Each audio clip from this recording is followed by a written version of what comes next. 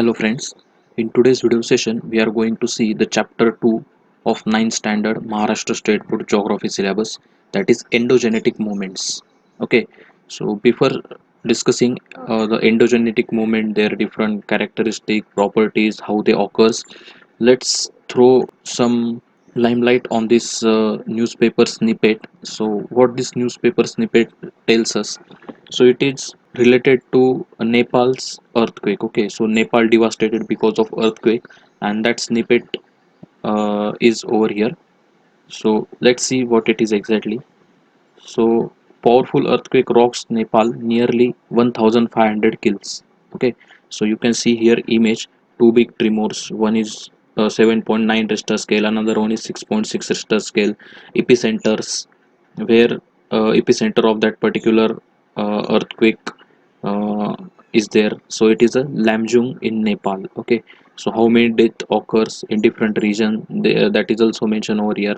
The focus of earthquake located at which point, at which depth, that is also mentioned over here. 17 more shock after two big tremors. Okay, so there is a series of shocks after two big tremors, means two big shocks of this earthquake there, that is also mentioned over here. Duration ranging from 30 seconds to 2 minutes. Okay, so that shocks duration they have mentioned over here. How much time duration that shocks, they are shaking the entire earth crust and all these things. Okay, so that is also mentioned over here. Which country is affected because of this Nepal earthquake? Okay, that is also given over here. And the last bullet point is that 22 states in India feel the tremors. Okay, so not only Nepal but the countries surrounding to the Nepal also affected because of this. So the description of this news is given over here. That is, a powerful earthquake measuring 7.9 on Richter scale struck Nepal today. Nearly 1,500 people were killed and over 1,000 people were injured in the disaster. The quake and a series of serious aftershock delivered a severe blow to Nepal. The tremors were also felt across the vast stretches of East and Northeast India. It was also felt in China, Bhutan, and as far as Pakistan and Bangladesh. The earthquake, with epicenter at Lamjung, around 80 kilometers northwest of Kathmandu, had its impact in several cities in Bihar, West Bengal, and Uttar Pradesh. So all these things you can able to observe in this newspaper snippet, and you might have observed such a newspaper snippets regarding different disaster. Okay, in day to days newspaper or magazines, news related magazine bulletins and all these things. Okay, so what do you understand from this? Okay, so answer the questions based on this news snippet. So first question is, what is the cause of large scale casualties? Okay, in this news snippet particularly, the big earthquake, okay, the two big tremors, one is of 7.9 Richter scale and another one is of 6.6 Richter scale. These two are the major cause of casualties, right? So what was the magnitude of earthquake? So here magnitude of earthquake already mentioned. Okay, earthquake also measure in terms of its intensity. So write down in comment below which unit or which scale is used to measure the intensity of earthquake. Okay, just google it, you can able to answer the question. Which country was the most affected by the earthquake? So the most affected country is Nepal. Okay, as the main earthquake has originated near the Kathmandu city in Nepal. Okay, so there are 1,500 deaths and the loss of property and all these things. So Nepal is the most devastated, most affected country by this earthquake. Where was the epicenter of earthquakes? As mentioned over here, the Lamjung near Nepal. Okay, this Lamjung town is the epicenter of earthquake. Which are the other affected areas? So which are the other affected areas? So the areas in India, almost 22 states, then some area of Bangladesh, Pakistan, Bhutan, China, Tibetan plateau. Okay, these are the affected areas. At what depth was the focus located? Okay, so focus is located 11 kilometer depth, at the depth of 11 kilometer. Okay, then next one is what kind of damages is seen because of the earthquake. So here you can see the loss of property, also the loss of life. As mentioned over here, 1500 killed in Nepal. In India it is a 53 number of deaths, in Tibet 12, in Bangladesh 2, right? So what type of losses we can able to observe over here? The property loss and the loss of life. Okay, there is a loss of ecosystem also, up to some extent. Okay, but the main two losses are loss of life and loss of property, right?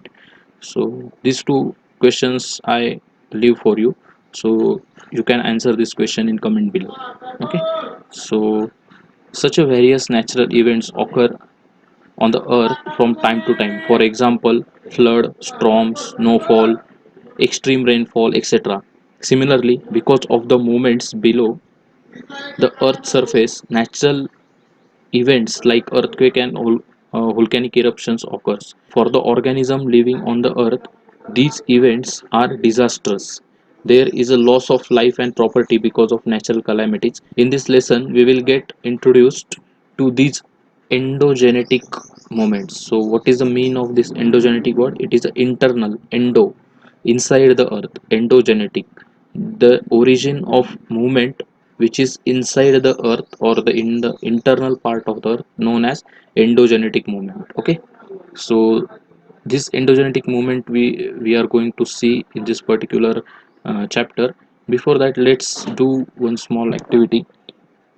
You have to arrange your books, notebooks on a table like this. You can put some different object, duster, pen, chalk, and all these different small objects over it, right?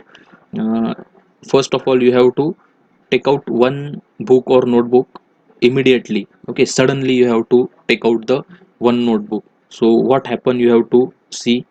Okay, and in another case, you just have to push one of the notebook. Okay, one of the layer.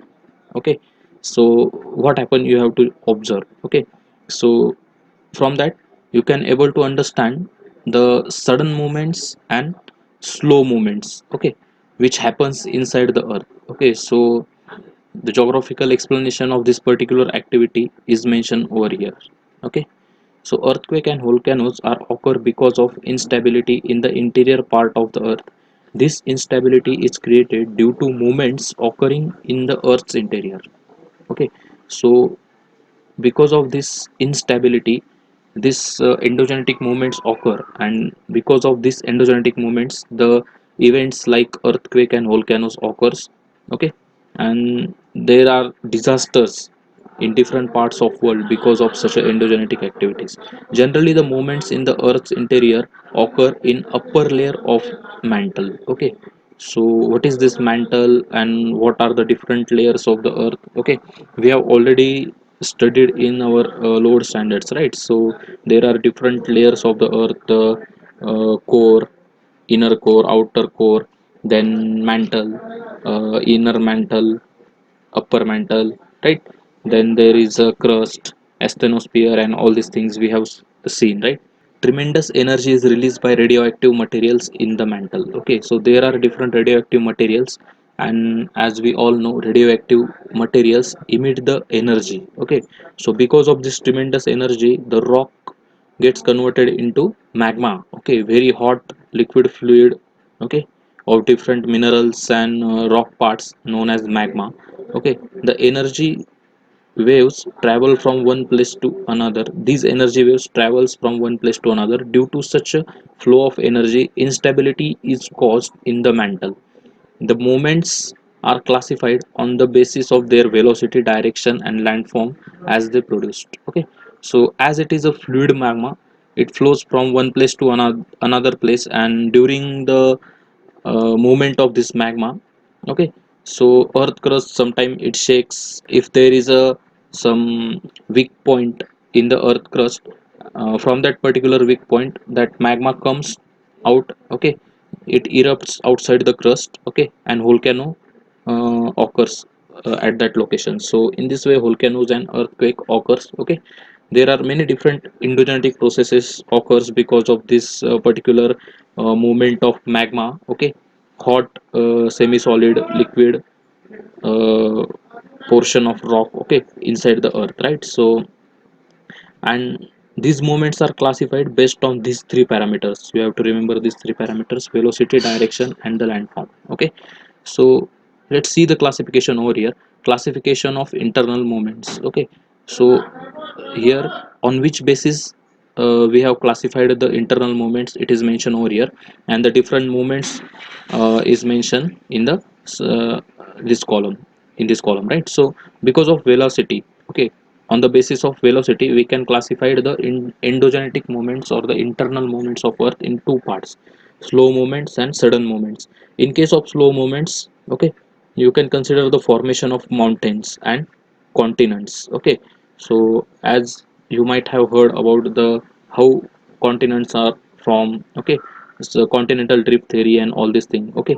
Then different mountains formation, as we all know that Himalayas are the fold mountains, and today also Himalaya is rising by some centimeters in few years. Okay, so sudden movements, second classification, sudden movements, okay, in the form of event, okay, like earthquake and volcanoes, they are sudden, right?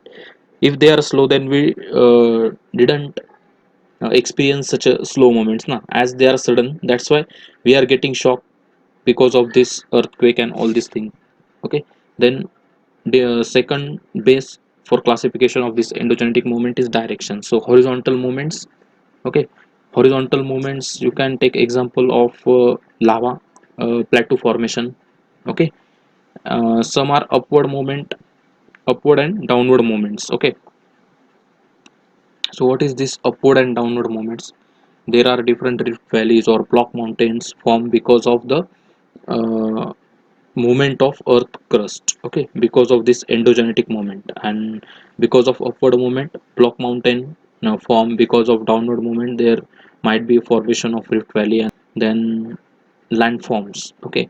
So continent building, different landforms are emerged because of this internal movements, right? So continent building, that is creating continents and plateaus and highlands, is another type of classification of this endogenetic movement. And then mountain bending, folding and faulting, okay. So we will see all these geographical term in our upcoming video session. Till then, you have to revise all these things whatever we have discussed in this first video session. Just try to understand the logic behind the earthquake and volcano, okay. Try to answer these two questions. Also, I have given one homework for you: the scale which measures the intensity of earthquake. Okay, earthquake can be measured in two forms: magnitude of earthquake and intensity of earthquake. Okay, so put in comment box your answers, right? So we have seen the introductory part of this endogenetic movements of earth. In upcoming video session, we will discuss the classification of all these endogenetic movement on the basis of three parameters, that is velocity, direction, and landforms. Okay, do like, share, and subscribe our YouTube channel. Okay, so you will get the upcoming video notifications, right? So take care, bye.